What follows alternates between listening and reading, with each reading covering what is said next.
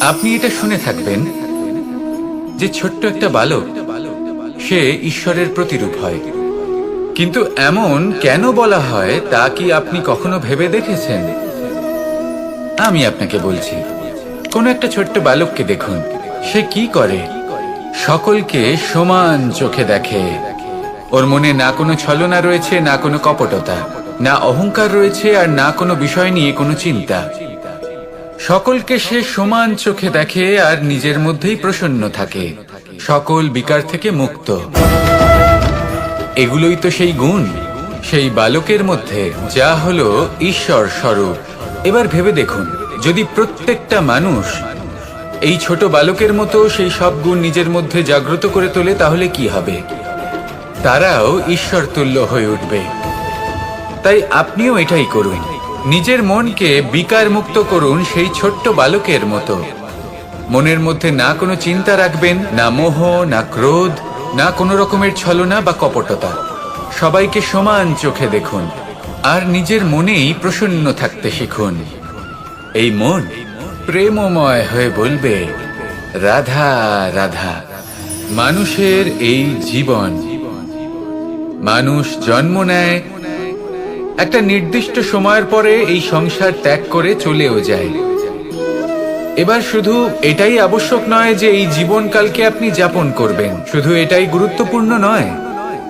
আবশ্যক এবং গুরুত্বপূর্ণ হলো এটা যে এই জীবনকালে আপনি এমন কিছু করেন যাতে এই সংসারের মঙ্গল হয়, যাতে এই সংসার আপনাকে মনে রাখে, আপনার থেকে প্রেরিত হয়, আপনার মতো হতে চায়, প্রত্যেক বছর আপনার জন্মতিথির অপেক্ষা করে, এমন ভাবে আপনার জন্মদিন পালন করে যাতে সেটা মহোৎসবের আকার ধারণ করে। এবার এই জন্মদিন এমনি এমনি মহোৎসবে পরিণত হয় না। তখন হয় না যখন কোনো ব্যক্তি রাজার রূপে বা কোনো গোয়ালার রূপে জন্মগ্রহণ করে। তখন পরিণত হয় যখন একজন মানুষ জন্মগ্রহণের পরে এই সংসারকে কোনো শিক্ষা দিয়ে যান, কিভাবে একজন মানুষ গোয়ালা থেকে রাজা হতে পারে, কিভাবে একজন মানুষ অসত্য থেকে সত্যের পথে চলতে শুরু করেন, অধর্ম থেকে ধর্মের পথে চালিত হতে পারেন, কিভাবে অন্ধকার থেকে প্রকাশের দিকে যেতে পারেন, কিভাবে নিজের আত্মাকে পরমাত্মার সাথে মিলিত করতে পারেন। তা সে রামনবমী হোক বা জন্মাষ্টমী হোক, তাদের জীবনের সাথে জড়িত প্রত্যেক মুহূর্ত একটা পরবের আকার ধারণ করে। তাহলে আপনিও এইভাবে নিজের জীবন যাপন করতে থাকুন। এই সংসারে শুধু ভালোবাসা বিতরণ করুন, কিছুটা এমন ভাবে বিতরণ করুন যাতে আপনি এই সংসার থেকে চলে যাওয়ার পরেও এই সংসারে আপনি শুধুই ভালোবাসা বিতরণ করতে পারেন। যদি আপনি এরকম করেন, সংসারকে প্রেরণা দেন, তাহলে আপনার জীবনও রাধা কৃষ্ণের প্রেমের মতোই অলৌকিক এবং দৈব হয়ে উঠবে। আসুন আর আমার সাথে ভালোবেসে বলুন, রাধা রাধা। সমস্ত মানুষের জীবন কিছুটা সমান হয়। মানুষ জন্মগ্রহণ করে, তারপর চলতে শেখে, জীবনে এগিয়ে চলে, বার্ধক্য লাভ করে, তারপর সমাপ্ত হয়ে যায়। কিন্তু সেই ব্যক্তিরা কারা যারা প্রকৃত অর্থে মনুষ্য জীবন যাপন করেন?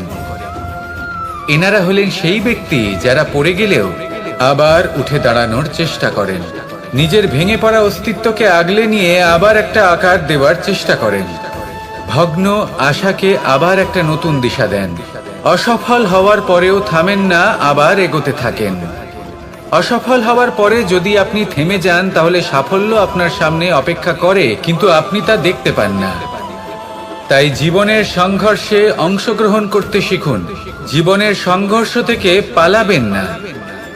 আসুন আমার সাথে ভালোবেসে বলুন, রাধা রাধা। এই সংসারের সব থেকে বড় সুখ কি?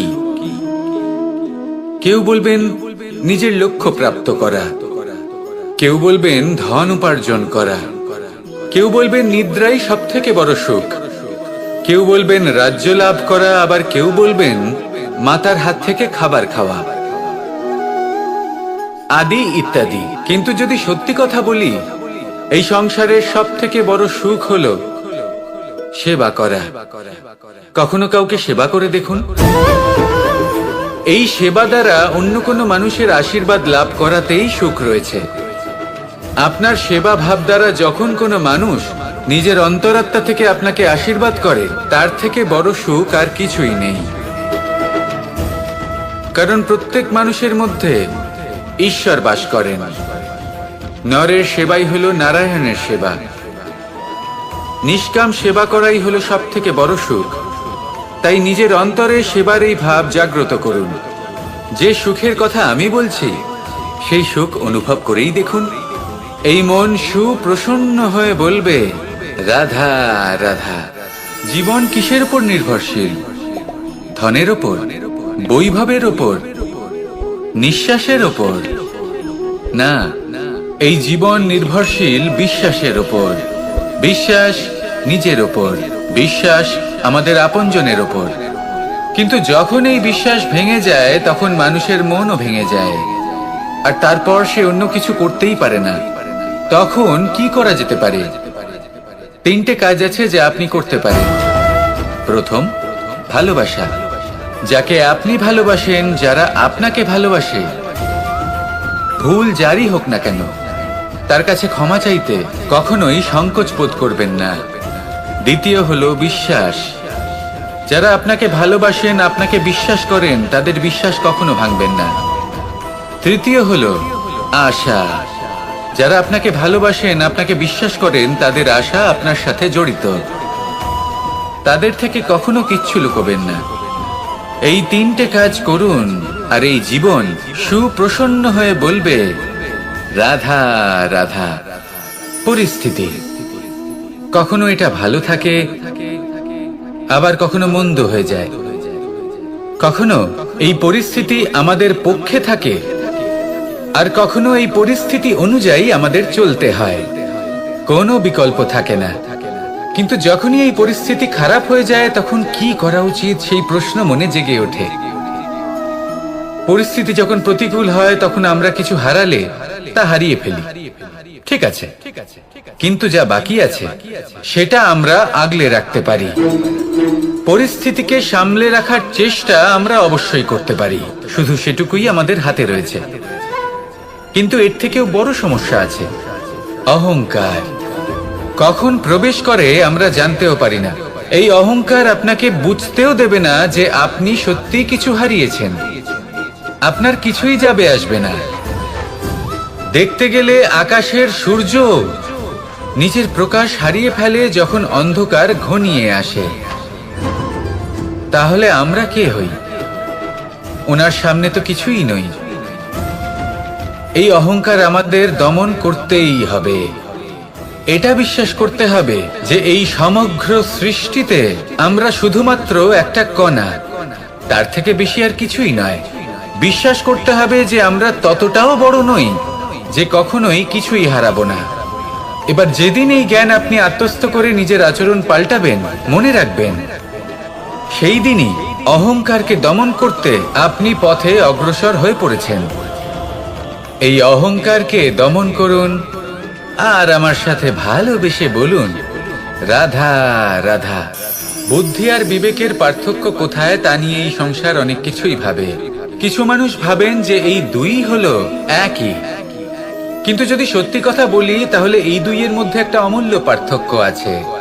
আর তা হলো এটা যে বুদ্ধির সম্পর্ক হলো মস্তিষ্কের সাথে, আর বিবেকের সম্পর্ক হলো হৃদয়ের সাথে। যে কোনো বুদ্ধিমান মানুষ কি করেন? নিজের মতন করে এই সংসারকে বদলে ফেলতে চেষ্টা করেন। একজন বিবেকশীল মানুষ কি করেন? নিজের অন্তরকে, নিজের মনকে বদলে ফেলতে চেষ্টা করেন। কারণ মানুষের সংসার এই মনের মধ্যেই বসবাস করে। তাই নিজের বুদ্ধির ব্যবহার অবশ্যই করুন, কিন্তু তাতে বিবেকের লাগামটা অবশ্যই শক্ত হাতে ধরবেন। আসুন আমার সাথে ভালোবেসে বলুন, রাধা রাধা। সম্পর্ক এ হলো এক বন্ধন যা আমাদের এক সূত্রে বেঁধে রাখে।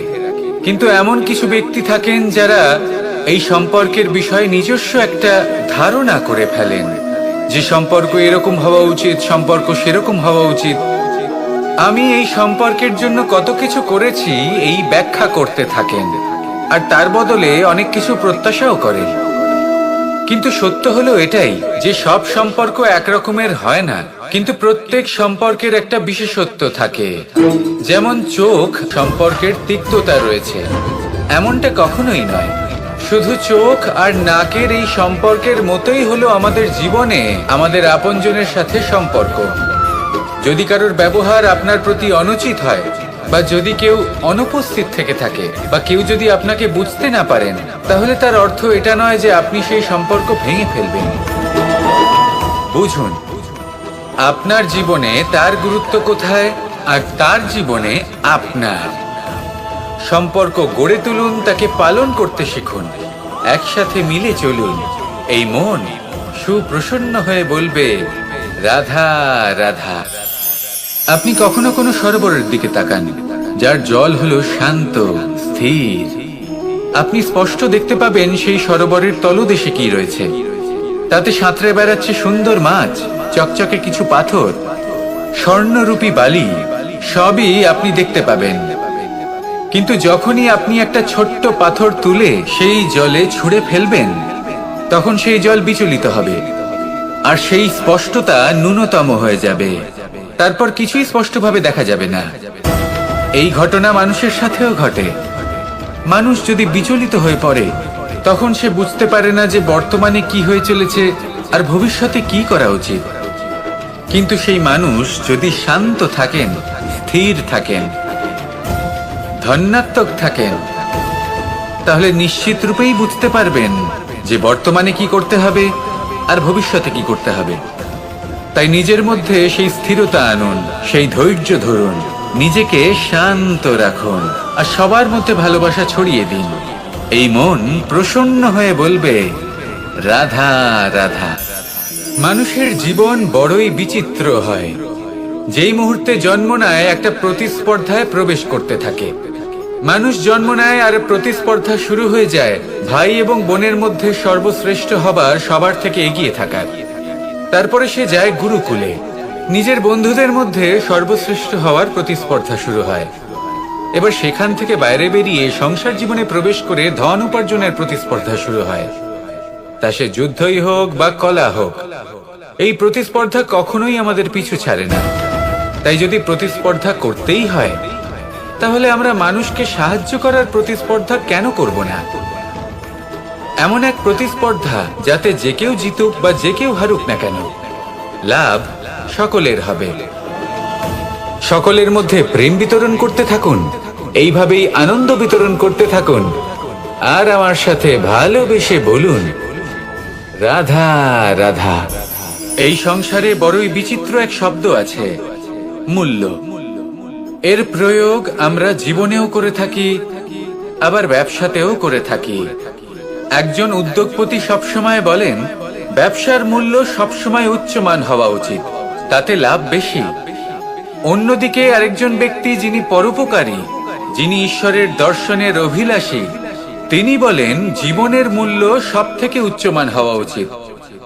অনেক সময় মানুষ কি করে থাকেন, ব্যবসার এই মূল্য তা উচ্চতার শিখরে পৌঁছানোর লোভে জীবনের মূল্য নামিয়ে ফেলেন। যেখানে এই সমগ্র সংসার প্রেমের দ্বারা চালিত হয়। প্রেমই হলো এই সংসারের আধার।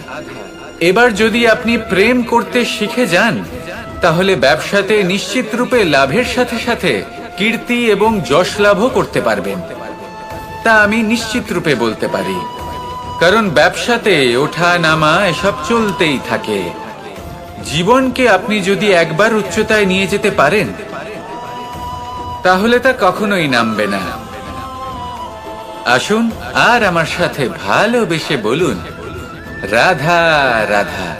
আমরা আনন্দ লাভের জন্য ভালোবাসি মা বাবাকে, ভাই বোনকে, পরিবার পরিজনকে, বন্ধুকে, প্রেমিকাকে। আমরা চাই যে সকলে যেন আপন হয়ে থাকেন, আমাদের কাছে থাকেন। কিন্তু মানুষের একটা প্রবৃত্তি আছে যে তিনি যা লাভ করে ফেলেন তার মূল্য তিনি বুঝতেই পারেন না। যদি আপনার বাড়ির কাছে একটা মিষ্টি জলের সরোবর থাকে বা সুন্দর নদী থাকে, তাহলে জলের গুরুত্বটা কি আপনি তা বুঝতেই পারবেন না। সেইখানে আপনি যদি কোনো একটা মরুভূমিতে যান, আপনি অনুভব করতে পারবেন যে এক একটা ফোঁটা জলের কি গুরুত্ব, তার মূল্য কি। সুখের মুহূর্তে যদি আপনজনদের মনে রাখেন, তবে দুঃখের মুহূর্ত নিজে থেকেই দূরে সরে যাবে। ভালোবাসা এবং তার সাথে স্মরণ করা, এটাই তো হলো জীবনের এবং ভালোবাসার আসল মূল্য। আসুন আর আমার সাথে ভালোবেসে বলুন, রাধা রাধা। প্রত্যেকটা মানুষ আলাদা হয় আর অত্যন্ত বিশেষও হয়। প্রত্যেক মানুষ ভিন্ন ভিন্ন পরিবেশে পালিত হয়, বড় হয়।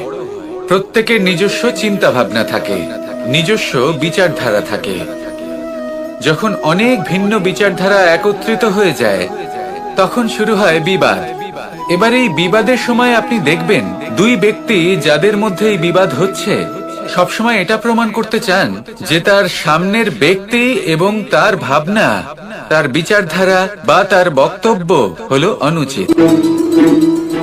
এবার এটাই যদি প্রেমপূর্বক রূপে আপনি ভেবে দেখতে চেষ্টা করেন যে সামনের ব্যক্তিটির বক্তব্য, তার মানসিকতা আসলে কি, তাতে উচিত ঠিক কি, সেটা আমরা বুঝতে পারি।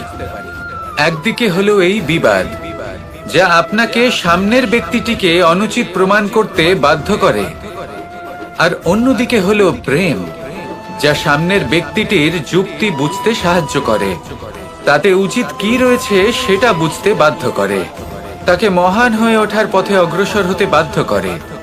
তাই এই বিবাদকে ত্যাগ করুন আর প্রেমকে আপন করে নিন, আর এই প্রেম ভাব নিয়ে বলুন, রাধা রাধা। এই জীবনে আমাদের দুজন সঙ্গী, এক হলো অন্ধকার আর এক হলো প্রকাশ। এবার যখন এই অন্ধকারে আমরা প্রদীপ জ্বালাই, সেই প্রকাশের জন্য অন্ধকার আমাদের উপর রুষ্ট হয়ে চলে যায়। এবার যদি অন্ধকারকে খুশি করতে যাও, তাহলে প্রকাশ আমাদের উপর রুষ্ট হয়ে চলে যায়। এ হলো ঠিক সেই পরিস্থিতি যে আমাদের দুই বন্ধু, তাদের মধ্যে সদ্ভাব নেই। যদি কোনো একজনের মান ভাঙাতে বা খুশি করতে যাও, তাহলে দ্বিতীয়জন অবশ্যই রুষ্ট হয়। সেই অবস্থায় আপনাকে বোঝদারের মতো কাজ করতে হবে যে কখন কাকে সমর্থন করতে হবে, কখন কার সাথে চলতে হবে। যদি পারেন তাহলে সকলকে একসাথে নিয়ে চলবেন। যদি কোনো মানুষের মধ্যে বনিবনা না হয়, তাহলে তাদের মধ্যে সামঞ্জস্য বজায় রেখে সংসারের রীতিনীতির চক্র চালিত করা, এটাই তো হলো মনুষ্য জীবন। এবার এটা কিভাবে করা সম্ভব? শুধুমাত্র প্রেমের দ্বারা। তাহলে এইভাবেই সবাইকে প্রেমের দ্বারা বেঁধে রাখুন আর আমার সাথে ভালোবেসে বলুন, রাধা রাধা। সাগরের ঢেউ সমুদ্র তটে ধাক্কা খেয়ে, পাথরের সাথে ধাক্কা খেয়ে তার আকার বদলে দিতে পারে। বিভিন্ন আকারের পাথরে এদের ঘষে ঘষে গোলাকার বানিয়ে দিতে পারে, কিন্তু এই সাগরের ঢেউ এদের নিজেদের আকার কখনো বদলায় না। কিন্তু এমন কেন? কারণ এরা বিচ্ছিন্ন হয়েও আবার একত্রিত হতে জানে। অর্থাৎ যখন এরা বিচ্ছিন্ন হয় তখন মতভেদ অবশ্যই, কিন্তু আবার একত্রিত হওয়া হলো এদের একতার প্রতীক। দেখুন, ঝগড়াঝাটি, তর্ক বিতর্ক, মতভেদ এগুলো জীবনের অভিন্ন অঙ্গ, কিন্তু এদের কখনো, আসুন আর আমার সাথে ভালোবেসে বলুন, রাধা রাধা। বনস্পতি ফলনের জন্য আমাদের কিসের প্রয়োজন পড়ে? একটু ধরিত্রীর, একটু পরিশ্রমের, আর একটা বীজের। এবার যদি মানুষের কথা বলি, তাহলে এখানে ধরিত্রী হলো মানুষের এই জীবন, যেখানে মানুষ নিজের ইচ্ছের ফল ফুল ফলন করতে চায়। পরিশ্রম হলো আমাদের কর্ম, আর বীজ হলো আমাদের নির্বাচন। আমাদের বেছে নিতে হবে যে আমরা কি বপন করব, আম নাকি ফণি মনসা। এর মধ্যে আমরা কি পেতে চাই? রসালো ফলের ফলন চাই নাকি কাঁটার ফলন চাই, তা আমাদের উপর নির্ভরশীল। কিন্তু একটা কথা ঠিক, লক্ষ্য যেমনই হোক না কেন, জীবন যেমনই হোক না কেন, যদি আপনি লক্ষ্যের দিকে এগোতে থাকেন, তাহলে কর্মের সাথে খামখেয়ালি আচরণ করতে পারবেন না। যদি আপনি এমন করেন, তাহলে এটা আপনাকে একটা অনুচিত লক্ষ্যে পৌঁছে দেবে, সেটা কিন্তু নিশ্চিত। সবসময় এটা মনে রাখবেন, কর্মের সাথে খামখেয়ালি হবেন, অর্থাৎ কর্মফলও আপনার সাথে খামখেয়ালি হবে। তাহলে নিষ্ঠার সাথে কর্ম করতে থাকুন আর নিজের লক্ষ্যকে প্রাপ্ত করুন। আর আমার সাথে ভালোবেসে বলুন, রাধা রাধা। এই সংসারে এমন কিছু মানুষ আছেন যাদেরকে আপনার ভালো লাগে, তারা আপনার প্রিয়। আমরা চাই ওনারা আমাদের কাছে থাকুন, আমরা ওনাদের কাছে থাকি। এবার সেই ক্ষেত্রে আমরা তাদের ভালো ভালো উপহার দেওয়ার চেষ্টা করি, কারণ ওনারা হলেন আমাদের প্রিয়। আর তার বদলে আমরা আশা করে থাকি যে ওনারা আমাদের একটু সম্মান করবেন। এবার এই মানুষজন যারা আমাদের প্রিয়, এদের আমরা একটা উপহার দিই। সোনা দিয়ে থাকি, আভূষণ দিয়ে থাকি, হিরে মুক্তো দিয়ে থাকি। কিন্তু যদি ভেবে দেখি, এই সবকিছুরই একটা মূল্য আছে।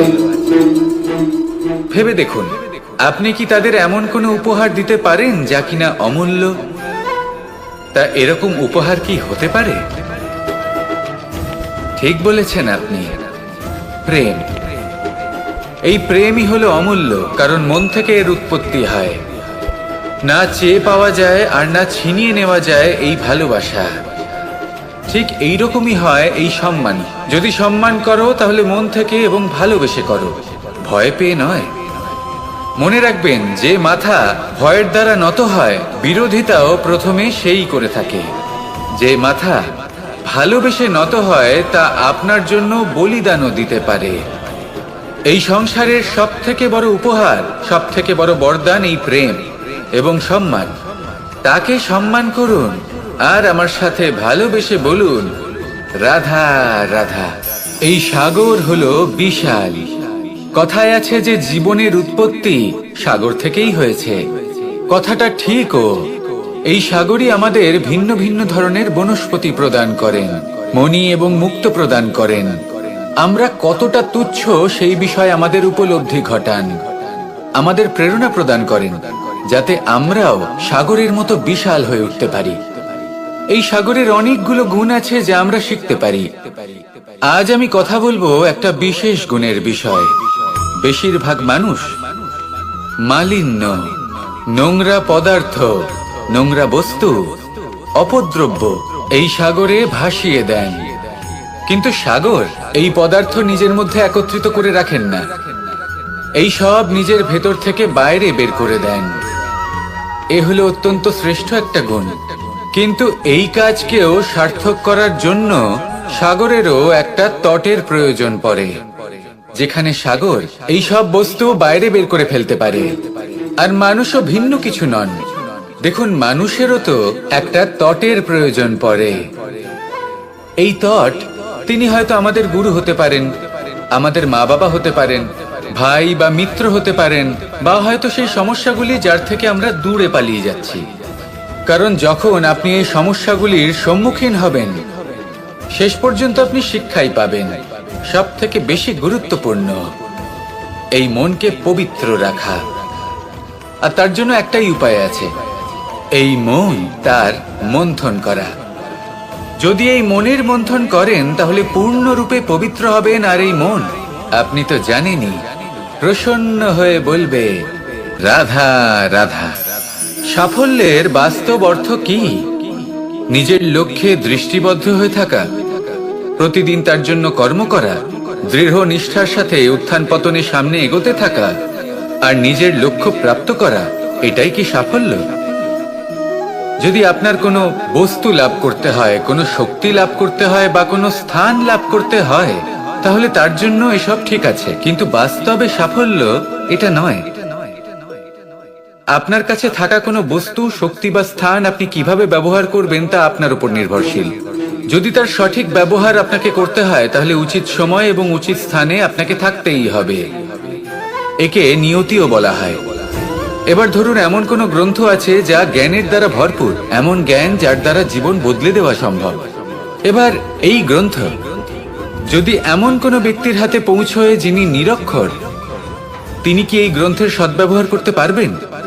কখনোই নয়। সেই জ্ঞান দিয়ে নিজের আচরণ পাল্টাতে পারবেন? কখনোই নয়। সেরকমই ধরুন, কোনো ব্যক্তি যার কাছে একটা অস্ত্র আছে, যার দ্বারা উনি শত্রুকে শেষ করে দিতে পারেন, কিন্তু সেই ব্যক্তি হলেন একজন কাপুরুষ। তিনি কি শত্রুকে শেষ করতে পারবেন? তিনি কি জয়লাভ করতে পারবেন? কখনোই নয়। আপনার কাছে কি আছে তার থেকেও বেশি গুরুত্বপূর্ণ আপনি তা দিয়ে কি করবেন। উচিত ব্যক্তির সাথে উচিত সময়ে উচিত স্থানে থাকা বেশি গুরুত্বপূর্ণ। নিজের গুণের সাথে, নিজের শক্তির সাথে, নিজের জ্ঞানের সাথে উচিত সময় উচিত স্থানে অন্যের যন্ত্রণাকে দূর করা, অন্যের জীবনকে আরো সুন্দর করে তোলা, এটাই হলো সাফল্য। তাহলে সাফল্যের বাস্তব অর্থ বুঝুন, অর্থাৎ নিজেকে আরো প্রসন্ন রাখুন। আর আমার সাথে ভালোবেসে বলুন, রাধা রাধা। প্রারম্ভ শূন্যের দ্বারা হয়ে থাকে, তা সে ব্রহ্মাণ্ডই হোক, পৃথিবী হোক, আদি ইত্যাদি হোক। সবাই নিজের অস্তিত্ব শূন্য থেকে লাভ করে। এই শূন্য যার নিজের কোনো অস্তিত্ব নেই, কিন্তু সে সকলকে অস্তিত্ব দান করে থাকে। আমাদের এই শূন্যের মতো হতে হবে। যে আমাদের সাথে যুক্ত হবে তাদের অস্তিত্ব অনেক বেশি প্রখর হবে, বিশাল হবে, শ্রেষ্ঠ হবে। কিন্তু যেই আমরা তাদের থেকে দূরে যাব, তারা আমাদের উপস্থিতির আভাস পাবে, আমাদের গুরুত্ব বুঝতে পারবে। শূন্যই হলো সূত্রপাত, শূন্যই হলো সমাপ্তি। শূন্যকে কেউ যতই ছোট মনে করুক, কিন্তু এই শূন্য অত্যন্ত গুরুত্বপূর্ণ। তাই এই শূন্যের মতো হয়ে উঠুন আর আমার সাথে ভালোবেসে বলুন, রাধা রাধা। এই সংসারের সব থেকে গুরুত্বপূর্ণ তত্ত্ব কোনটা? প্রথম হলো সময়। জন্ম থেকে মৃত্যু পর্যন্ত এই যে সময়, এটাই তো হলো জীবন। দ্বিতীয় হলো জীবন, যাতে আমরা সময়ের সদ্ব্যবহার করি, শ্রেষ্ঠ থেকে শ্রেষ্ঠতর কাজ করার চেষ্টা করি।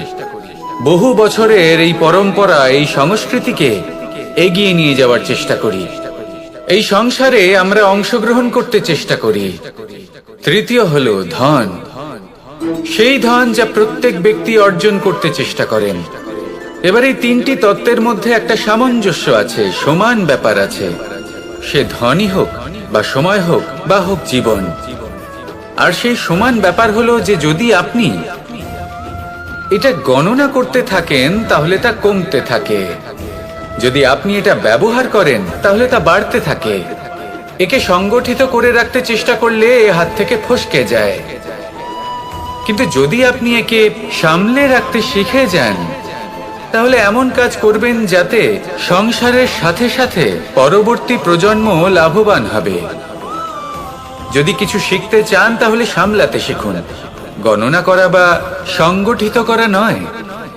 আসুন আর আমার সাথে ভালোবেসে বলুন, রাধা রাধা। একটা জলের ফোঁটাকে ফোঁটা নামে সম্বোধন করা হয়। অনেক ফোঁটা একত্রিত হলে সাগরের রূপ ধারণ করে। শুধু একটা পাতাকে পাতা বলা হয়, অন্য অনেক পাতার সাথে একত্রিত হলে তা গ্রন্থের রূপ ধারণ করে। একটা মাত্র সুতো অন্য সুতোর সাথে মিলিত হলে বস্ত্রের রূপ ধারণ করে। অনেক সংখ্যক ইট একত্রিত হলে মহলের রূপ ধারণ করে। সৈন্যরা একত্রিত হলে সৈন্যদল তৈরি হতে পারে। এটা হলো শক্তি সংগঠনের, এটাই হলো শক্তি একতার। তা সে বনস্পতি হোক বা কোনো ব্যক্তিই হোক, কোনো মনোভাবই হোক, যদি একা থাকে তাহলে দুর্বল হয়ে পড়বে। যদি সংগঠিত থাকে তাহলে শক্তিও বাড়বে আর আপনাকে সামনে এগিয়েও নিয়ে যাবে।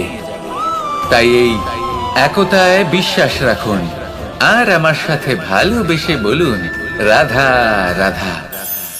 দু রকমের প্রাকৃতিক বেগ থাকে। প্রথম হলো বর্ষা। যখন এর বর্ষণ হয় তখন মাটিকে শীতল করে নতুন ফসল ফলায়। আর দ্বিতীয় হয় পবন, যা আমাদের সর্বদা শ্বাসবায়ু প্রদান করে। অশান্ত এই মনকে শান্তি প্রদান করে, এই ক্লান্ত শরীরে স্ফূর্তি প্রদান করে। আমাদের জীবনে যত আবেগ আছে তা হয় বর্ষার মতো হওয়া উচিত, নয় হওয়া উচিত পবনের মতো। ক্রোধ, মতভেদ, বিবাদ, এগুলো হওয়া উচিত বর্ষার মতো। অর্থাৎ কিছু সময় পরে যেন এরা নিজে থেকেই ছিন্ন ভিন্ন হয়ে চলে যায়। আর যদি পবনের মতো কোনো আবেগ থাকা উচিত তা হলো প্রেম, যা সর্বদা শ্বাসবায়ু প্রদান করে, সবসময় সাথে থাকে। একে আমরা অনুভব করতে পারি না, কিন্তু এ আমাদের অনুভব করার জন্য প্রাণবায়ু প্রদান করে। আর যখন চক্রবাতের মতো সে ভয়ঙ্কর হয়ে ওঠে, তখন সমগ্র সংসার বদলে দেয়। এর সারমর্ম একটাই, শক্তি। মতভেদ, ক্রোধ, বিবাদের মধ্যে নেই। শক্তি যদি থাকে, তা আছে প্রেমের মধ্যে। তাই এই প্রেমকে মনের মধ্যে রাখুন আর আমার সাথে বলুন, রাধা রাধা। একটা গরু যখন দুধ দেয়, তখন তার একটা মূল্য থাকে। ওই দুধ থেকে যদি আপনি দই বানান, তাহলে তার মূল্য বৃদ্ধি পায়। দই থেকে যদি মাখন বানিয়ে নেন, তাহলে মূল্য আরো কিছুটা বেড়ে যায়। আর মাখন থেকে যদি ঘি বানিয়ে ফেলেন, তাহলে মূল্য আরো অনেক বেশি বেড়ে যায়। কিন্তু এর কারণ কি? এরকম কেন হয়? কারণ হলো পরীক্ষা। দুধের মধ্যে যখন জোরন মেশানো হয়, তখন দইয়ের টক ভাব চলে আসে। দুধের অস্তিত্ব বদলে যেতে শুরু করে। দুধকে নিজের অস্তিত্ব বদলে ফেলার দুঃখ সহ্য করতে হয়। তখনই তা দইতে পরিণত হয়, তখনই তার মূল্য বৃদ্ধি হয়। এই দইকে মন্থনের যাতনা সহ্য করতে হয়, তবেই সেই দই মাখনে রূপান্তরিত হয়, আর তারপর তার মূল্য বৃদ্ধি হয়। আর মাখন, এই মাখনকে আগুনের আঁচে তপ্ত হতে হয়, তবেই এই মাখন ঘিতে পরিণত হয়, আর তারপরেই এর মূল্য আরো অনেক বেড়ে যায়। মানুষের সাথেও এরকমই হয়। কর্ম করতে থাকুন, কর্মের পরীক্ষায় উত্তীর্ণ হতে থাকুন, আপনার মূল্য অবশ্যই বৃদ্ধি পাবে। তাহলে কর্ম করতে থাকুন, ফলের চিন্তা করবেন না। আর আমার সাথে ভালোবেসে বলুন, রাধা রাধা। নেকড়ে, নেকড়ের বিষয়ে আমরা সকলে জানি। ওরা খুবই নিষ্ঠাবান এবং অত্যন্ত সতর্ক থাকেন। ছোট ছোট মূর্খতা করে বসেন। এনারা হাড় চিবোতে খুব ভালোবাসেন, কিন্তু চিবোতে চিবোতে এদের মাড়ি ছড়ে যায়। সেখান থেকে রক্তপাত হতে থাকে। সেই রক্ত ওনারা পান করেন, আর ওনাদের মনে হয় এই রক্ত হাড় থেকেই পাচ্ছেন। ওনারা ভাবেন যে এই হাড় চিবিয়ে আমরা আনন্দ লাভ করছি, কিন্তু আসল সত্য হলো এটাই যে ওনারা নিজেদেরই ক্ষতি করছেন। আমরা মানুষ, আমাদের সাথেও এমনটাই হয়। কখনো কখনো ভুলবশত আমরা এমন কোনো কাজ করি, আর আমাদের মনে হয় যে আমরা বাইরে থেকে আনন্দ লাভ করছি, কিন্তু সত্য হলো এটাই যে আমরা শুধুই ক্ষতিগ্রস্ত হচ্ছি। এটা হলো খুব বড় একটা শিক্ষা, যা আমাদের শেখা উচিত। তা হলো এটা যে আমাদের বোঝা উচিত যে কখন আমরা লাভবান হচ্ছি আর কখন ক্ষতিটাকেই লাভ বলে মনে করছি। এই শিক্ষা যদি আপনি প্রাপ্ত করতে পারেন, তাহলে এই সংসারে আপনার থেকে বেশি প্রসন্ন আর কেউ থাকবেন না। তাহলে আসুন আর আমার সাথে ভালোবেসে বলুন, রাধা রাধা। যা বাধা দেয় তা হলো অবরোধ, যা এগিয়ে নিয়ে যায় তা হলো বিকাশ, আর যা ভাগ করে দেয় তা হলো গুণ। আপনি সবাইকে আনন্দ দিন, তার বদলে আপনিও আনন্দ পাবেন। আপনি সবার মধ্যে প্রেম ছড়ান, আপনিও তার বদলে প্রেমই পাবেন। এই দেখুন না, মেঘেদের দেখুন। এই যে মেঘ, এই মেঘের গুণ এইটা নয় যে এরা জল সংগ্রহ করে রাখে। এদের গুণ হলো এটাই যে এই মেঘ সকলের মধ্যে জল ভাগ করে দেয়। ধরিত্রীর এবং জগতের তৃষ্ণা নিবারণ হয়। সূর্য, সূর্যের গুণ এইটা নয় যে সে সব থেকে বেশি তেজস্বী। তার গুণ হলো এটাই যে সে নিজের তেজ সবার মধ্যে ভাগ করে দিতে পারে।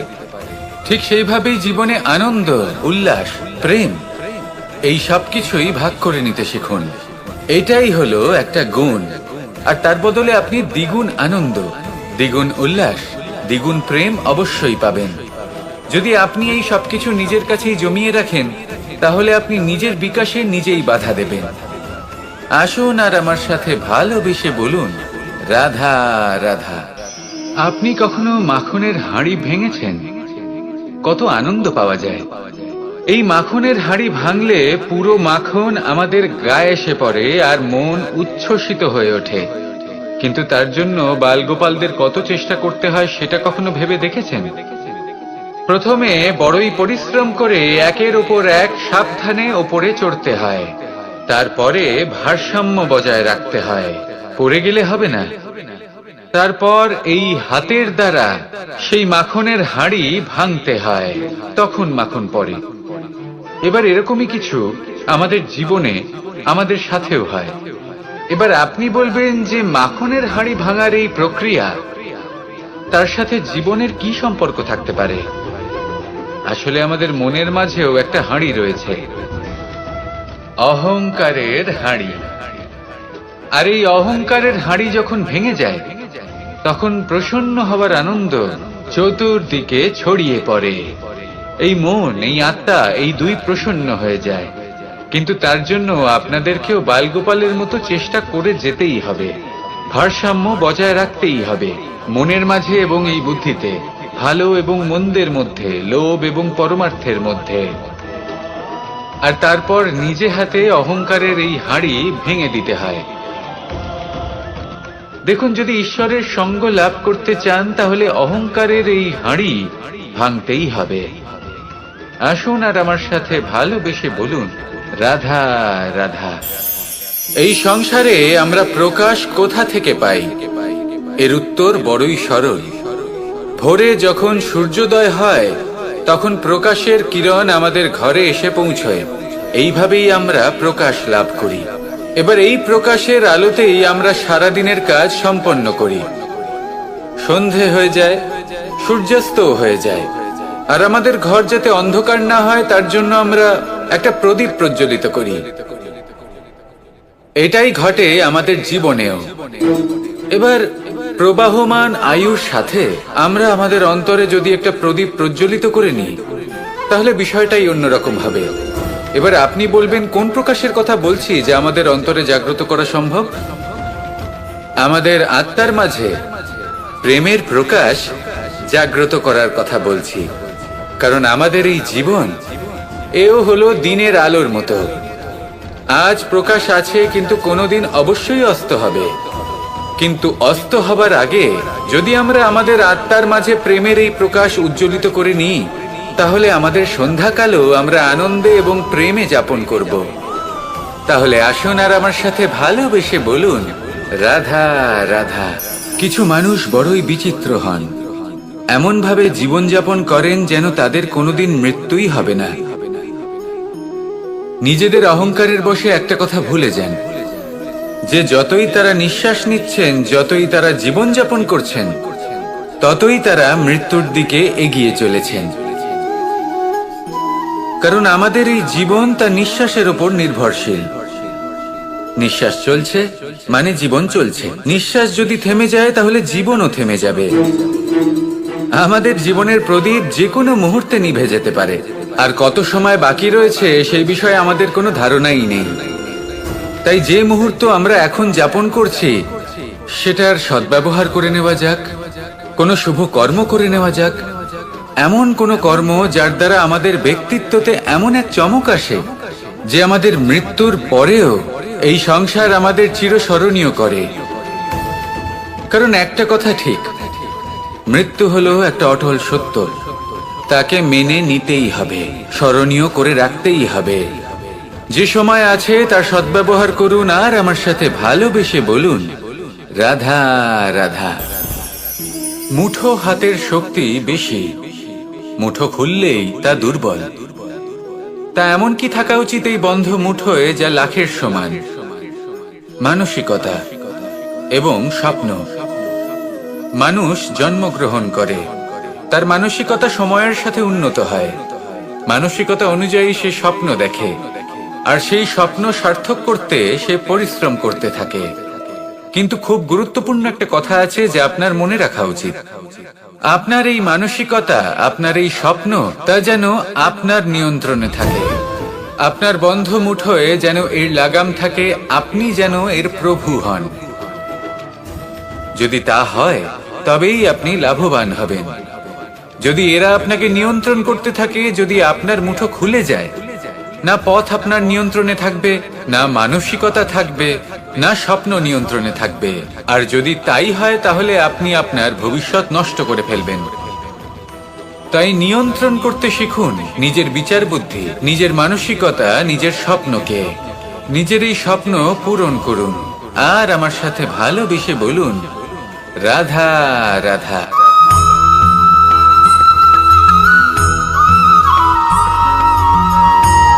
আপনি কখনো জীবনে সূর্যোদয় দেখেছেন? কত প্রশান্তিদায়ক, কত শক্তিদায়ক হয়। মনের মধ্যে যেন একটা নতুন প্রেরণা দান করে, একটা নতুন উৎসাহ। কিন্তু যদি আপনি উঠতে দেরি করেন, তাহলে আপনি এই সূর্যোদয় দেখতেই পাবেন না। ঠিক এরকমই হয় আমাদের জীবনেও। সুযোগ সূর্যোদয়ের মতো।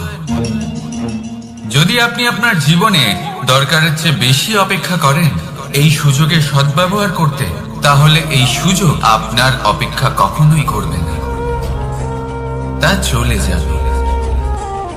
সেই জন্য এদের সামনে রাখুন। সঠিক সময়ে আসলে এই সুযোগের সদ্ব্যবহার করুন।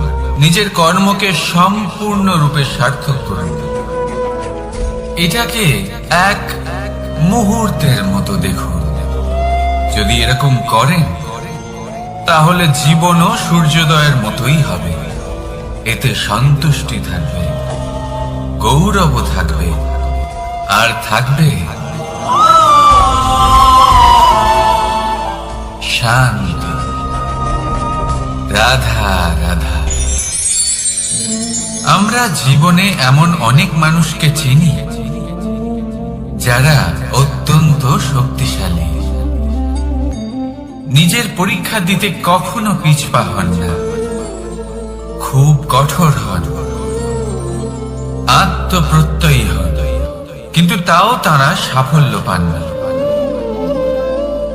কেন? কি কারণ হতে পারে এর? লৌহ মানবের মতো ব্যক্তিত্বের অধিকারী হওয়া সত্ত্বেও তারা সফলতা কেন লাভ করেন না? এবার এটার উত্তর তাদের ব্যক্তিত্বের মধ্যেই লুকিয়ে রয়েছে। লৌহ মানব, লোহা।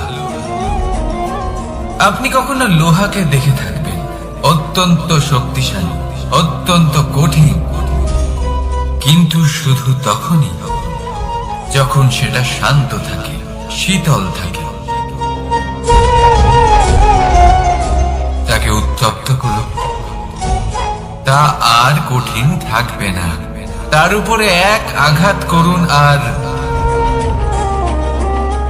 তার আকৃতি বদলে যাবে। বুঝলেন? যদি আপনিও জীবনে নিজের শক্তি দিয়ে, নিজের নিরন্তর প্রচেষ্টা দিয়ে বড় কিছু করতে চান, তাহলে সর্বপ্রথম একে শান্ত করে রাখুন, একে শীতল করে রাখুন। জীবনে যা পেয়েছেন তাতেই সন্তুষ্টি পেতে শিখুন। এই ক্রোধের তাপে নিজেকে বদলাবেন না। চিনতে শিখুন সেই চিন্তাগুলো যা ক্রোধ বাড়িয়ে দেয়, আর সেগুলোকে শেষ করে দিন, নয়তো সেই রাগ আপনার পতন অবশ্যই ঘটাবে। রাধা রাধা। আমরা অনেকবার লোকের থেকে এই কথা শুনেছি, জীবনে যখনই ধন অর্জন করবে বাঁচিয়ে রাখবে। কি হয়, কঠিন পরিস্থিতিতে আপনার খারাপ সময় তা আপনার কাজে আসে। কিন্তু এই কথা কি 100% সত্যি? ভাবুন, এই সমস্ত ধন যে আপনি অর্জন করেছেন, তা কি আপনাকে সুস্বাস্থ্য দিতে পারবে? এই সমস্ত ধন কি আপনাকে সুখ এনে দিতে পারবে? পারবে না, তাই না? চলুন আমি আপনাকে একটা কথা বলব। পরমেশ্বর, ঈশ্বর,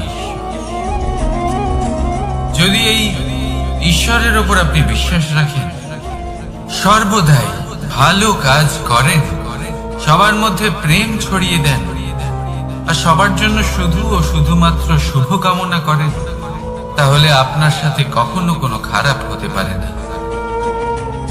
তাই সময় বদলান, সময় বদলানোর উপকরণ নয়। আর ভালোবেসে বলি রাধা রাধা। অনেকবার আমাদের দৃষ্টিভঙ্গি এমন হয়ে থাকে যে আমাদের আসল সত্যের থেকে অনেকটা দূরে নিয়ে যায়। আমরা যেরকম দেখি সেরকম সবসময় হয় না। এবারে দেখুন না, আমরা মানুষেরা আমাদের ভালো লাগে, আমরা কোথাও গেলাম, আমাদের স্বাগত জানানো হলো, আমাদের প্রশংসা করা হলো, কেউ আমাদের দিকে হাসি মুখে তাকালো, আমাদের ভালোবাসলো, আমাদের ভালো লাগে। কিন্তু যদি কেউ ক্রুদ্ধ হয়, কটাক্ষ করে, ব্যঙ্গ করে, তাহলে আমরা তক্ষুনি তাকে নিজের শত্রু ভেবে ফেলি, তার উপরে ক্রুদ্ধ হয়ে যাই। একটা কথা মনে রাখবেন, এই হাসি সবার জন্যই হয়। আপনি তাদেরকেও হাসি উপহার দিতে পারেন যাদের আপনি চেনেন, তাদেরও দিতে পারেন যাদের আপনি চেনেন না, ছোটদের দিতে পারেন, বড়দের দিতে পারেন, সবার জন্যই হলো এই হাসি। কিন্তু ক্রোধ, ক্রোধ তাদের উপরেই আসে যাদের আমরা জীবনে কখনো হারাতে চাই না, যাদেরকে আমরা অসম্ভব ভালোবাসি, যাদের জন্য আমরা আশা করি যে তাদের জীবনের পরবর্তী সময় সব সময় সুখময় হোক, উজ্জ্বল হোক। সেই জন্য আপনার জীবনের সমস্ত সেই ব্যক্তি যারা আপনার উপরে ক্রুদ্ধ হন, কটাক্ষ করেন, জরুরি নয় তিনি আপনার শত্রুই হবেন। হতে পারে সে হলো আপনার শুভাকাঙ্ক্ষী, যিনি আপনার শুধুমাত্র ভালোই চান, যিনি আপনার জন্য একটা সুন্দর ভবিষ্যৎ চান। সেই জন্য সব সময় মন দিয়ে অন্যের কথা বোঝার প্রয়াস করুন। আপনি জানতে পারবেন তাদের কর্মের ধর্ম কি হতে পারে, আপনি জানতে পারবেন তাদের ক্রোধের মর্ম কি হতে পারে। রাধা রাধা। জীবনের এই পথে এগোতে এগোতে আমরা কোথাও থেমে যাই, আমরা জানি না কেন। আমরা চেষ্টা করি যেন আমরা সামনে এগোতে পারি, কিন্তু এরকম হয় না। কি কারণ হতে পারে? আসুন আমি আপনাকে বোঝাই। মনে করুন আপনি কোনো রাস্তায় হাঁটছেন, আপনার পা মুচকে গেল, আপনি পায়ে আঘাত পেলেন। এখন এই আঘাত যদি আপনাকে পথ চলতে বাধা দেয়, তখন আপনি থেমে যান। যদি আপনার ভাবনা চিন্তা ক্ষুদ্র হয়, তাহলে আপনি জীবনে কখনোই এগোতে পারবেন না। ভেঙে যাওয়া কলম দিয়ে আপনি কখনো চিঠি লিখতে পারবেন না। ঠিক সেইভাবেই যদি আপনার মনে অন্যের জন্য হিংসা থাকে, তাহলে আপনি আপনার নিজের ভাগ্য লিখতেই পারবেন না। কাজের প্রতি আলস্য আপনাকে কখনো ধনী হতে দেবেই না, আর ধনের প্রতি লোভ তা আপনাকে কখনো মহান হতে দেবে না। ছোট একটা কথা, কিন্তু এ হলো অত্যন্ত গুরুত্বপূর্ণ। ভাবনা চিন্তা অবশ্যই করুন, আর বোঝার চেষ্টা করুন সেটা যা আপনি বুঝতে চান।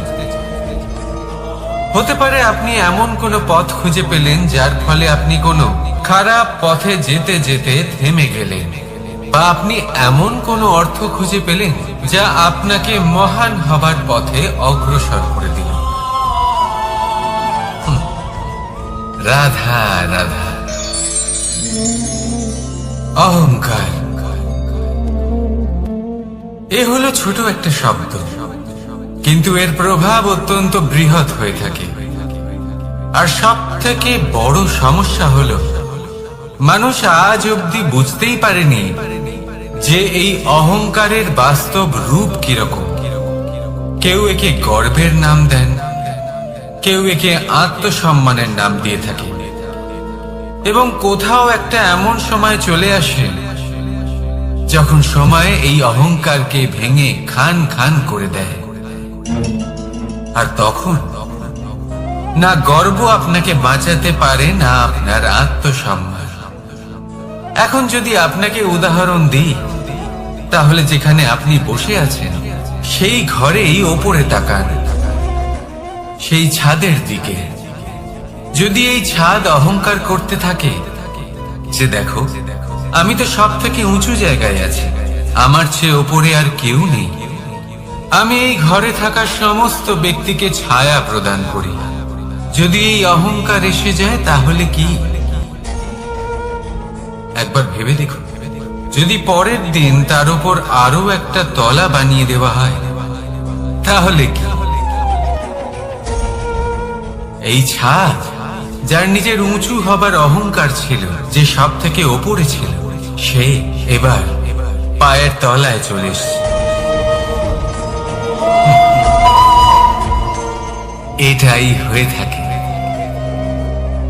মনে কখনোই অহংকার পোষণ করবেন না। যদি মনের মধ্যে কিছু রাখতে চান তাহলে প্রেমের ভাব রাখুন, স্নেহ রাখুন। এই অহংকারকে আপনি যা ইচ্ছে নাম দিন, গর্ব হোক, আত্মসম্মান হোক, এর দ্বারা আপনার কোনোভাবেই কোনো লাভ হবে না। তাহলে এই অহংকারকে ত্যাগ করুন আর আমার সাথে ভালোবেসে বলুন, রাধা রাধা। একটা সিদ্ধান্ত। এই জীবনে একটা সিদ্ধান্তের গুরুত্ব কি হতে পারে তা কখনো ভেবে দেখেছেন? একটা সিদ্ধান্ত সেই ভিত্তি হতে পারে যা আপনার পুরো জীবনকে বদলে দিতে পারে, এই সমস্ত সংসারকে বদলে দিতে পারে, ভবিষ্যৎ বদলে দিতে পারে।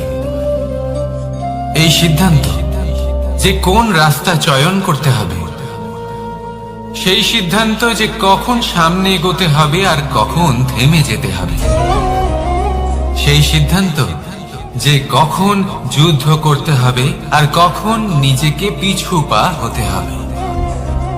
এই সিদ্ধান্ত হলো খুব গুরুত্বপূর্ণ। আর আপনি তো এই সংসারে একা নন, তাই আপনার একটা সিদ্ধান্ত শুধু আপনার জন্যই নয়, সমস্ত সংসারের জন্য গুরুত্বপূর্ণ হতে পারে। এবার এই সিদ্ধান্ত আপনারই হবে। ভাবনা চিন্তা করে নেবেন, সাফল্য পাবেন। রাধা রাধা। ভবিষ্যৎ। সংসারে এমন কোন ব্যক্তি আছেন যিনি নিজের ভবিষ্যতের বিষয়ে ভাবেন না? যে কেউ ভাবেন আমার ভবিষ্যৎ কিছু এরকম ভাবে, আমি ভবিষ্যতে এরকম কিছু একটা করব, এই সুবিধা থাকবে, এই আনন্দ পাবো, ইত্যাদি ইত্যাদি।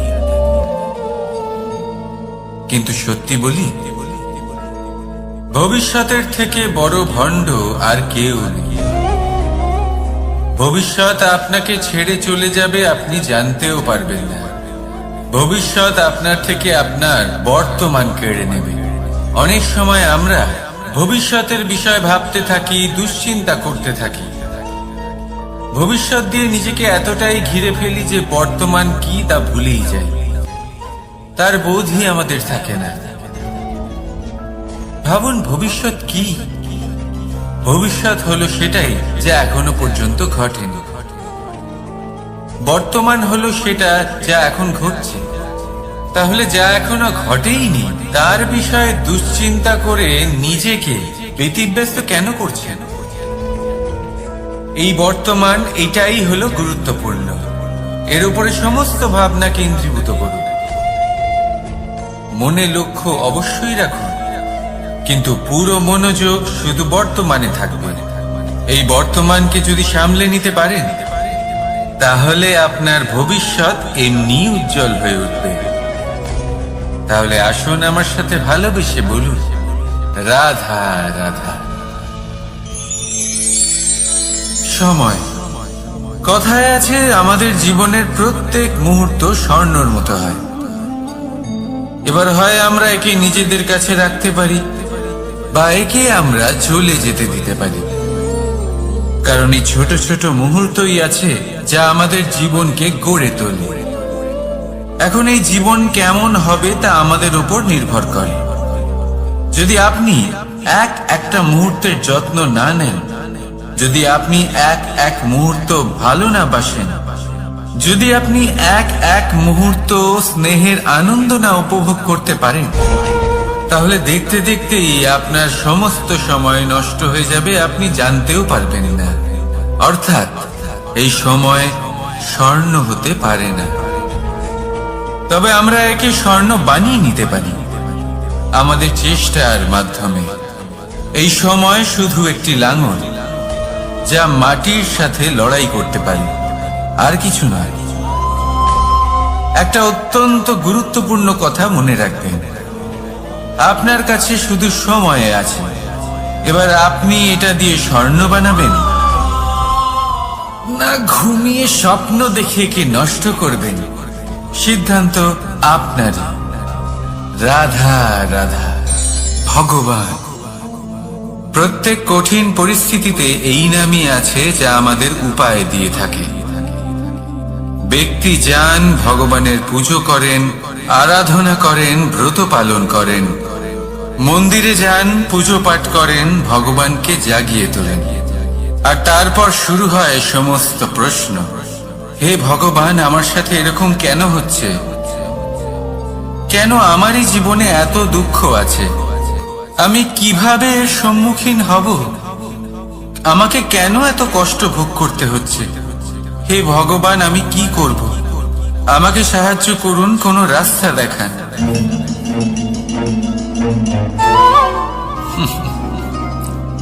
চলুন আমি আপনাকে একটা প্রশ্ন করি। মন্দিরে যাওয়ার চেষ্টা করার আগে আপনি কি জীবনে ততটা চেষ্টা করেছেন যতটা সেই সমস্যাকে দূর করার জন্য দরকার ছিল? দ্বিতীয় প্রশ্ন, ভগবানকে জাগানোর পূর্বে আপনি কি নিজেকে জাগিয়ে তুলেছেন? আপনি কি আলস্য ত্যাগ করছেন? তৃতীয় প্রশ্ন, ভগবানকে জিজ্ঞাসা করার আগে আপনি কি নিজেকে জিজ্ঞাসা করেছেন যে আমি কেন এত অসফল হচ্ছি? যদি না করে থাকেন তাহলে সবার আগে এটা করুন। আপনি সমস্ত প্রশ্নের উত্তর পাবেন, সমস্ত বিপদের পরিত্রাণ পাবেন। অন্য কোথাও নয়, নিজের ভেতরে তাকিয়ে দেখুন। চেষ্টা করুন নিজেকে জাগিয়ে তোলার। আপনি সফল অবশ্যই হবেন, কারণ এই পরমাত্মা, ওই পরমেশ্বর, ওই পরব্রহ্ম আপনার মধ্যেই তো আছে। রাধা রাধা। না, জন্মগ্রহণের পর মানুষের জন্য এই নাম অত্যন্ত গুরুত্বপূর্ণ হয়। মাতা, পিতা, পুরোহিত সকলেই সেই অক্ষর খুঁজতে শুরু করেন যা দিয়ে আপনার নাম শুরু হবে। কিন্তু নাম আর রাশি এক হয়ে গেলেই কি সব কিছু ঠিক হয়ে যায়? কখনোই নয়, কারণ আপনার কর্মই হলো সব থেকে গুরুত্বপূর্ণ, আর কিছুই নয়। দেখুন, এই নিয়তিও আপনার কর্ম অনুযায়ী আপনার ভবিষ্যৎ সুনিশ্চিত করে। যদি আপনাকে উদাহরণ দিই তাহলে ভাবুন, একদিকে ছিলেন রাম আর অন্যদিকে রাবণ। দুজনেরই নাম শুরু হয় র দিয়ে, কিন্তু একজন পেলেন এক ভয়ানক পরিণতি আর অন্যজন সমগ্র সংসারের মনে চিরস্মরণীয় হলেন। তাহলে মনে রাখবেন, নাম নয়, কর্মই হলো শ্রেষ্ঠ। আর যদি তা শ্রেষ্ঠ হয় তাহলে আপনার নাম এমন স্থানে পৌঁছবে যা সংসারের কেউ মুছে ফেলতে পারবে না। তাহলে আসুন আমার সাথে ভালোবেসে বলুন, রাধা রাধা।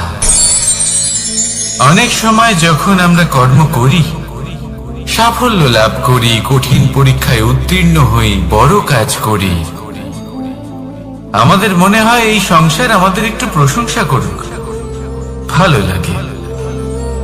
অনেকবার মনে হয় এটা হলো আমাদের কর্মের ফলই বটে, আমরা আনন্দ পাই।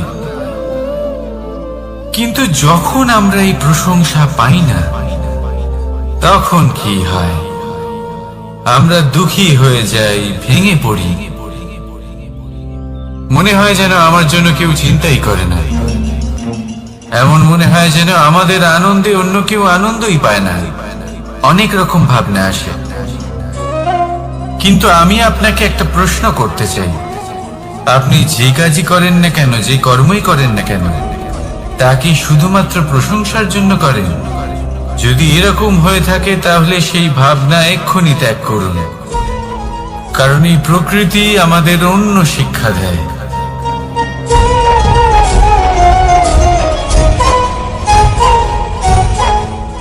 এই ফুলকে দেখুন,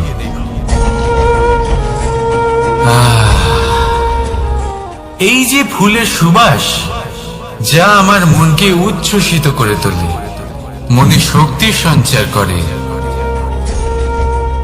এই সুগন্ধ। কিন্তু ভেবে দেখুন, ফুলের কিন্তু এই কাজ করার জন্য কোনো প্রশংসারই প্রয়োজন হয় না। এটাই হলো প্রকৃতির শিক্ষা। যিনি সৎ হন, সৎকর্ম করেন, তার কোনো প্রশংসার প্রয়োজন হয় না, কারণ ওনার কর্মই হলো ওনার সুবাস। মনে রাখবেন, আতর নকল ফুলে দেওয়া হয়, প্রকৃত ফুলের তার কোনো প্রয়োজন হয় না। সেইভাবেই আপনিও কর্ম করতে থাকুন শুভ চিন্তা নিয়ে। এই মনকে সব সময় শান্ত রাখুন, স্বচ্ছ রাখুন। যদি এরকম করেন তাহলে আপনার কর্ম এমন সুবাস ছড়াবে যে আপনার জীবনে শুধু এবং শুধুমাত্র আনন্দই থাকবে। তাহলে এই আনন্দ সহকারে বলুন, রাধা রাধা। এই সংসারে এমন কোনো পর্বত নেই যা এতটাই উঁচু যে মানুষ তার শিখরে পৌঁছতে পারবে না, তাকে অতিক্রম করতে পারবে না। এই সংসারে এমন কোনো সাগর নেই যা কিনা এতটাই গভীর যেখানে মানুষ তার তলদেশে পৌঁছে ফিরে আসতে পারবে না। একটা ছোট্ট বরফের টুকরো পর্বতের শিখরে গলে গিয়ে বইতে থাকে, আর দেখতে দেখতেই তা মহানদী গঙ্গায় পরিবর্তিত হয়। এর কারণ কি? এর কারণ হলো প্রচেষ্টা, প্রারব্ধ নয়। এই প্রচেষ্টাই সুনিশ্চিত করে যে আপনার প্রারব্ধ হবে। এই সমস্ত কিছু হলো প্রচেষ্টা আর প্রারব্ধের খেলা। আপনার প্রচেষ্টা যেরকম হবে, আপনার প্রারব্ধ সেরকমই হবে। আর আপনার প্রচেষ্টা যদি উচ্চ মানের হয়, তাহলে প্রারব্ধকে আপনার সামনে নত হতেই হবে। কি বলেন? তাহলে আসুন আমার সাথে ভালোবেসে বলুন, রাধা রাধা।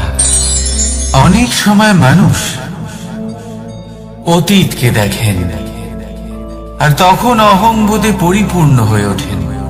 কখনো বর্তমানের দিকে তাকান, ভবিষ্যতের দিকে তাকান আর পরিতৃপ্তিতে ভরে ওঠেন। কেন বুঝতে পারেন না একটা সহজ কথা? এই যে সৃষ্টি, এই সৃষ্টি হলো একটা বড় চক্র যা বারংবার আপনার কাছে ফিরে আসবেই। কঠিন থেকে কঠিনতর পরীক্ষায় আপনাকে নিযুক্ত করবে, যাতে আপনাকে উত্তীর্ণ হতেই হবে। যা কাল ছিল তা আজ নেই, এটা সবাই জানেন। যা আজ আছে তা হয়তো কাল থাকবে না, এটাও আপনাকে মেনে নিতে হবে, তাও আবার হাসি। আপনি কখনো কোনো সাধারণ পাখি দেখেছেন? যেমন বাবুই। সে কি করে? সে কোনো গাছের ডালে নিজের বাসা বানায়। এবার সেইখানে বাসা বানানো সহজ ব্যাপার, কারণ সামগ্রী আশেপাশেই পাওয়া যায়। কিন্তু সমস্যা হলো আক্রমণ। কোন সাপ বা অন্য কোনো পশু ওর বাসাতে ওর সন্তানদের উপর না আক্রমণ করে বসে, এই ভয় তার সব সময় থাকে। আর এটা সব থেকে কঠিন ব্যাপার এদের জন্য, নিজের বাসায় নিজের সন্তানদের সুরক্ষা। আর বাজ পাখি যদি আমরা বাজের কথা বলি তাহলে তারা কি করে? বাজ পাখি কোনো উঁচু পাহাড়ের শিখরে কোনো পাথরের খাঁজে নিজের বাসা তৈরি করে। এবার ওখানে বাসা বানানো একেবারেই সহজ ব্যাপার নয়, কারণ সামগ্রী আশেপাশে পাওয়া যায় না, দূর থেকে নিয়ে আসতে হয়। কিন্তু সেইখানে আক্রমণের ভয়ও কখনোই থাকে না। এইভাবে উচিত রূপে ও নিজের বাসা রক্ষা করতে পারে, নিজের সন্তানদের রক্ষা করতে পারে।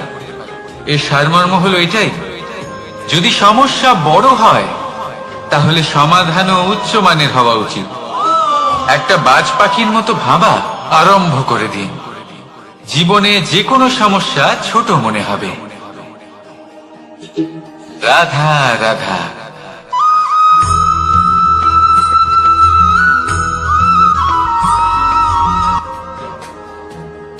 ভাগ করে নেওয়া বা বন্টন করা প্রত্যেক মানুষের জীবনে অবশ্যই হয়ে থাকে, আর অনেক সময় এটা জীবনে অতি আবশ্যক হয়ে পড়ে। কিন্তু ভাগ করার মনোকামনা তার থেকেও বেশি গুরুত্বপূর্ণ হলো যে কোন ঘটনার আধারে এই বাটোয়ারা হলো। অনেক সময় এই বাটোয়ারা হলো শান্তির প্রতীক, আবার অনেক সময় এই বাটোয়ারা বিপ্লব ঘটাতে পারে, এমন এক বিপ্লব যা মহাযুদ্ধ ঘটিয়ে দিতে পারে। দেখুন, বাটোয়ারা সম্পত্তির হোক বা হোক ভিক্ষার, শিক্ষা কিন্তু একটাই। জীবনে অনেক সময় বাটোয়ারা দরকার হতে পারে, কিন্তু যতদূর সম্ভব তা এড়িয়ে চলুন, একসাথে মিলে এগিয়ে চলুন। কারণ দেখুন, এই যে বাটোয়ারা ভাগ করে দেয়, আর সেখানেই একতা আপনাকে অগ্রসর করে। তাহলে আপনিও এটাই করুন, একসাথে মিলে সামনে এগোন, আর আমার সাথে ভালোবেসে বলুন রাধা রাধা।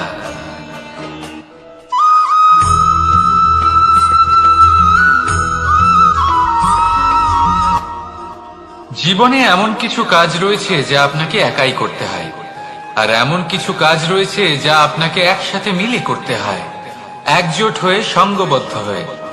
এবার সঙ্গবদ্ধ বলতে কি বোঝাতে চাইছি? আমি তাদের কথা বলছি না যারা বাস্তবিকভাবে একে অপরের সাথে কাজ করেন। আমি তাদের কথা বলছি যারা একে অপরের থেকে দূরে থেকেও একে অপরকে বিশ্বাস করেন।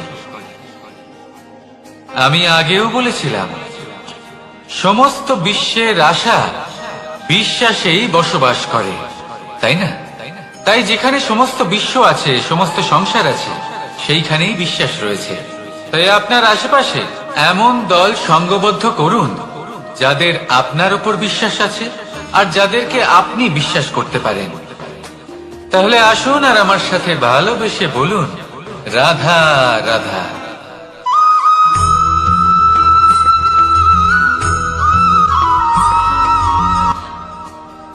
যখন একজন ভক্ত এবং তার ভগবান এক আকার ধারণ করেন, যখন একজন ভক্ত নিজের ভগবানের প্রতি, নিজের জীবনের লক্ষ্যের প্রতি সম্পূর্ণরূপে সমর্পিত হয়ে যান, তখন জন্মগ্রহণ করে ভক্তি।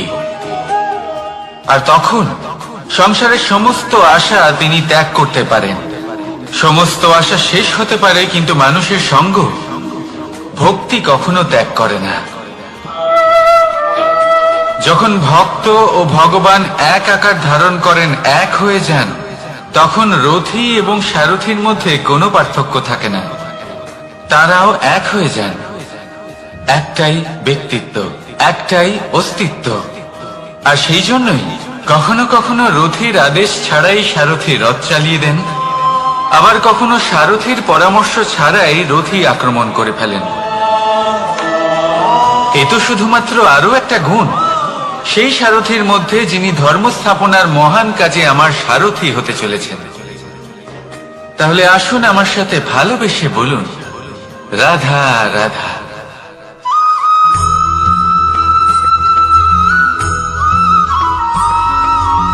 আমরা যে মানুষকে চাই, যাকে আমরা ভালোবাসি, তাকে একটা উপহার অবশ্যই দিতে চাই। এমন এক উপহার যা ওনার ভালো লাগবে, যা শ্রেষ্ঠ হবে, অতি প্রিয় হবে, বহুমূল্য হবে, বা বলতে পারেন মূল্যবান হবে। তাই আমরা কি করি? আমরা বাজারে যাই, তার জন্য স্বর্ণ, আভূষণ, হিরে, মুক্তো এইসব নিয়ে আসি। কিন্তু এটাই কি সর্বশ্রেষ্ঠ উপহার? কখনোই না। সর্বশ্রেষ্ঠ উপহার হলো স্বাধীনতা, তাকে নিজের মনের মতো বাঁচার স্বাধীনতা। যদি আপনি কাউকে স্বাধীনতা না দিতে পারেন, তাহলে সে কোথাও না কোথাও বন্দী হয়ে যায়, তার বিকাশ কোথাও না কোথাও আটকে যায়। কিন্তু যদি আপনি কাউকে স্বাধীনতা দিতে পারেন, তাহলে আপনি দেখবেন ও সমস্ত সংসারকে, এই জীবনকে নিজের দৃষ্টিভঙ্গি দিয়ে দেখবে, বুঝবে যে কোনটা হলো উচিত আর কোনটা হলো অনুচিত। আর এটাই হলো সর্বশ্রেষ্ঠ। আর এবার যদি কাউকে স্বাধীনতার মাধ্যমে এত বড় একটা শক্তি দিতে পারেন, তাহলে আপনি আমাকে বলুন, এর থেকে বড় উপহার আর কি হতে পারে? আসুন আর আমার সাথে ভালোবেসে বলুন, রাধা রাধা।